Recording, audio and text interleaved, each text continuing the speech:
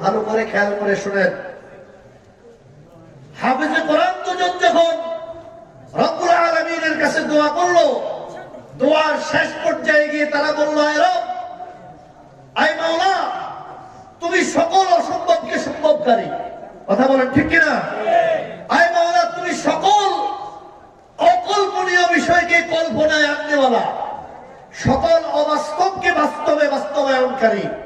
সুতরাং আমরা আমাদের কাজ করব, তুমি তোমার কাজ করিও। হাফেজে কোরআন দুজন আল্লাহ পাকের উপরে ইয়াকিন করে, আল্লাহর উপরে তাওয়াক্কুল করে রাশিয়ান কমান্ডারকে ডাক দিল, ডেকে বলল, কমান্ডার, তোমার সৈনিকদেরকে দাঁড় করাও। তারা সবাই দাঁড়াইলো লাইন ধরে। হাফেজে কোরআন দুজন হাতের মধ্যে 2 মুষ্টি বালু কণা দিল। ওই বান্দার মুসলমান শোনো, কাফেরের দিকে হাতের মধ্যে বালু কণা দিয়ে সেই বালু নিক্ষেপ করা সরাসরি রাসূলুল্লাহর সুন্নাত, আল্লাহর নবীর ডাইরেক্ট সুন্নাত। নবীজি হিজরতের রাতে তার ঘরে হযরত আলীকে শুইয়ে দিয়ে যখন বের হবেন, হযরত জিবরাইল আমিন বলতেছেন, ইয়া রাসূলুল্লাহ, ইয়া হাবিবাল্লাহ, ঘরের ধুলোবালিগুলোকে আপনি একটু হাতে নেন আর এই কাফেরদের দিকে ছুঁড়ে মারেন। আমি জিবরাইল সমস্ত কাফেরদের চোখের মধ্যে ধুলোবালি পৌঁছে দেব, তারা চোখ গলতে থাকবে, চোখ কসলাতে থাকবে, ফাঁকে দিয়ে আপনি বেরিয়ে যাবেন, টেরও পাবে না। আল্লাহর নবী বদরের যুদ্ধের দিন সকালবেলা ফজরের পরে জমিনে সিজদায় পড়ে কাঁদতে আছেন। রব্বুল আলামিন জিবরাইলকে পাঠালেন, আয় আমার হাবিব, আপনি কাঁদতেছেন কেন? নবীজি বলতেছেন, আয় রব্বুল আলামিন, আজকে মাত্র 313 জন মুসলমান এই পৃথিবীতে আছে, এরা যদি সবাই শেষ হয়ে যায়, আগামীকাল সকাল থেকে তোমাকে আল্লাহ বলে ডাকার মতো এই জমিনে আর কেউ থাকবে না। আয় আল্লাহ, তুমি আমাকে এই বিশাল পেরেশানি থেকে মুক্তি দাও। রব্বুল আলামিন বললেন, আপনার কোনো চিন্তা নাই, আমি জিবরাইলকে পাঠিয়ে দিচ্ছি, আপনি হাতের মধ্যে বালু কণা দেন, আর এই বালু কণাগুলো ওই দূরে অবস্থিত কাফের আবু জাহাল, উতবা, শাইবা এদের দিকে আপনি নিক্ষেপ করুন। আমি রব্বুল আলামিন প্রতিটা বালু কণাকে বুলেট আর বোমা বানিয়ে তাদের গায়ে পৌঁছে দেব।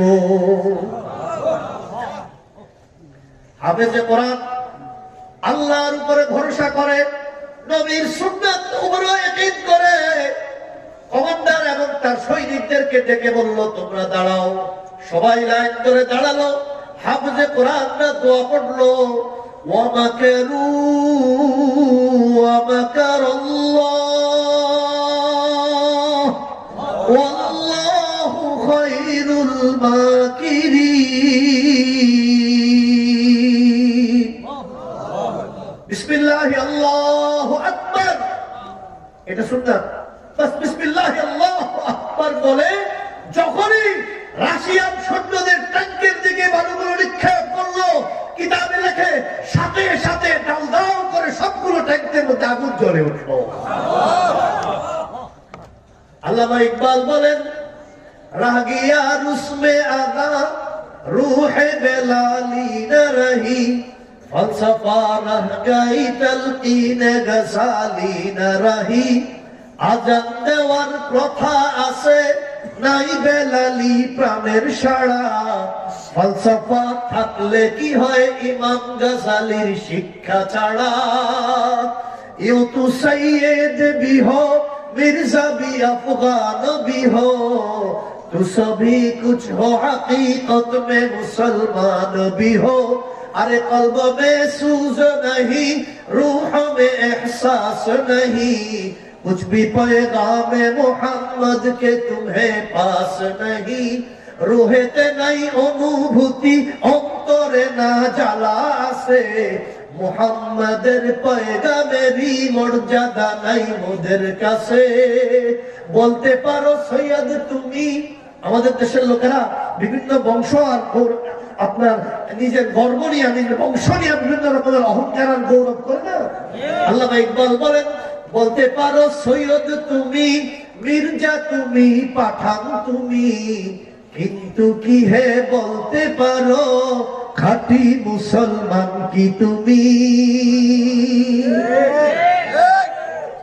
অতএব এই রাজি এলাকার সর্বস্তরের মুসলমানদেরকে বলছি, তোমরা যদি এই রাজি হোসাইনিয়া মাদ্রাসাওয়ালাদের সাথে আর এই মাদ্রাসার আলেম আর তালেবুল ইলমদের সাথে যদি সম্পর্ক জুড়ে যদি চলতে পারো, তো এই মাহফিল থেকে বলে গেলাম রব্বুল আলামিনের সাথে তোমাদের সম্পর্ক হবে।